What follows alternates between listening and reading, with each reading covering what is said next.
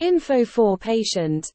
या जो भी चीज़ें आपका वज़न बढ़ाने का बायस बनती हैं उनको कम से कम लेना चाहिए और रात में अपनी नींद पूरी करनी चाहिए, स्ट्रेस से बचना चाहिए। अगर आप ये काम रूटीन में शुरू से कर रहे हैं तो जब आप मेनोपॉज की उम्र तक पहुंचेंगे तो आपकी हड्डियां पहले ही इतनी मजबूत हो चुकी होंगी और उनमें इतना सब्सटेंस होगा कि जब आपका एस्ट्रोजन नहीं भी रहेगा तो उनको अगर वो एक ख़ास रफ्तार से घुलना शुरू होती भी हैं तो बहुत साल लगेंगे उस लेवल तक पहुंचने में कि वो बहुत कमज़ोर हों। अगर आपने पहले से ये सब नहीं किया तो आपकी हड्डियां एकदम से बहुत ज़्यादा कमज़ोर होना शुरू हो जाएंगी। फिर आपको हड्डियों में, जिस्म में मुख्तलिफ जगह पर दर्दें, कमर दर्द, टांग में दर्द, और फिर वो दवाइयाँ बहुत ज़्यादा इफ़ेक्टिव नहीं होती जो दर्द की हैं, और फिर आपकी क्वालिटी ऑफ लाइफ वो नहीं रहती जो कि एक्चुअली होनी चाहिए जब आप हेल्दी लाइफस्टाइल को फॉलो करते हैं। तो मेरा आज का पैगाम यही है कि मेनोपॉज होने से बहुत पहले आपको उसकी तैयारी शुरू कर देनी चाहिए ताकि जब मेनोपॉज हो तो आप इतने ज़्यादा मसाइल में ना घिर जाएं कि आपको मायूसी का सामना करना पड़े। Thank you very much.